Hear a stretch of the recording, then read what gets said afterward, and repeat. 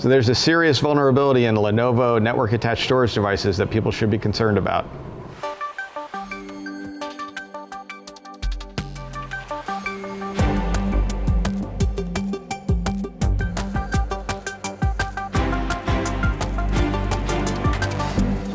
Hey John, I heard you had a story about some vulnerable NAS devices.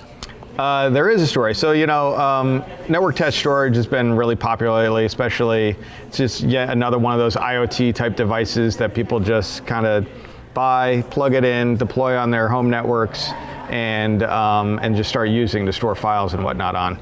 So some researchers recently discovered that there's a flaw in several families of Lenovo NAS appliances.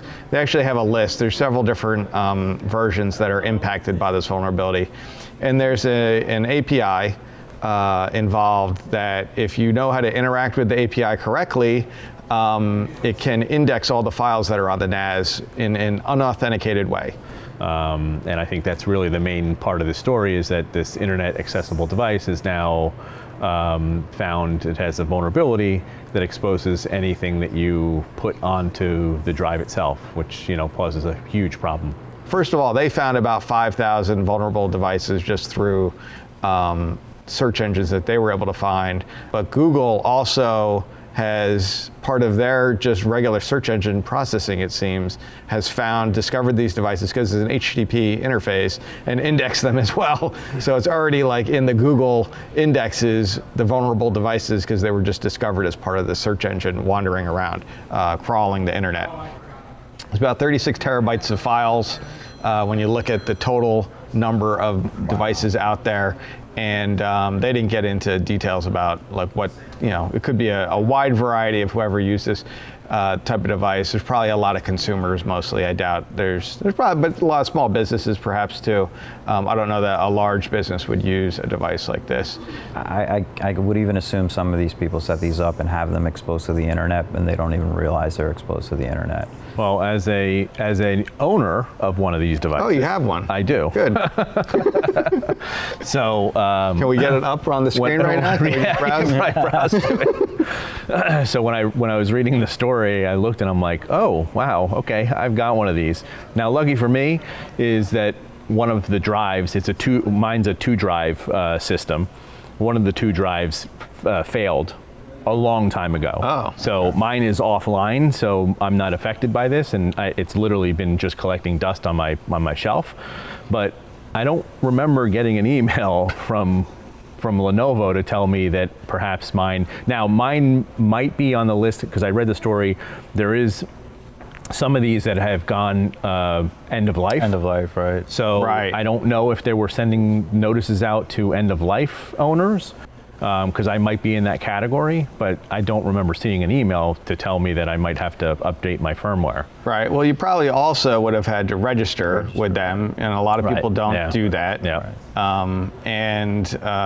If your email has changed from whenever you originally bought it, which probably hasn't happened. Right. A lot of people don't change their email very often, but that's possible that whatever you registered with, and then it's also possible that you got an email and you just thought it was junk. Right. Because everybody gets so much junk email, right? That's true.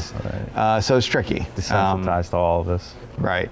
So I know the article mentioned that a lot of these devices are end of life, right? So what happens? They pulled back the firmware did they update those firmware for all of them, even the end of life devices? I didn't really. Let me see.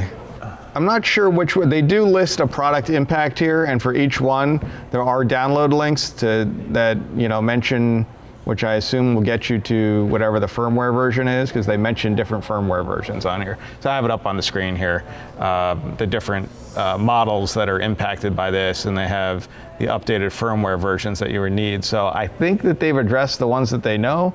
I don't know that it encompasses every single thing, because they're only telling you what they're specifically addressing here. I thought I read, you might have to look at this, I thought I read in there that for some of the end-of-life devices, because they probably stopped creating firmwares for them and posting them up on their sites, it looked like they had gone back, and for a couple of their devices, they had gone back and opened it back up to allow people to go back and start what I thought. downloading firmwares, okay. old That's what I thought. firmwares and stuff for them. So I thought I read Just that for in the this article. specific case. Right. Yeah. Yeah. Being aware that this vulnerability exists is important so that you can get your device secured and patched before anybody finds it, if it's not already, indexed out there on the internet. I would always suggest never exposing network attached storage to the internet or any really device on your network unless you absolutely need to. And then when you do, try to insulate or build in some security wrappers around that if possible, like either VPN or some sort of encrypted tunnel, or even just IP whitelisting to only allow certain IP addresses to get into it so that the entire internet can't start poking at your internal home network. Yeah, I think that's good advice. They obviously give you the option and they make it very easy to make it internet accessible these days, right? I mean, it's usually one click, usually putting in an email address or something, and it's usually 1 or 2 clicks, and it literally makes it accessible from the internet.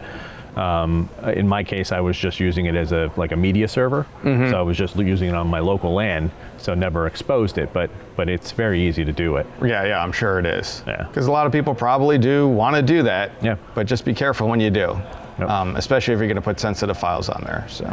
You should really think about whether you actually need a device, or is it a convenience, or if it's something that you actually need. And if you don't really need it, maybe you shouldn't get it, unless if you're willing to spend the time to make sure you're patching it and making sure it's secure.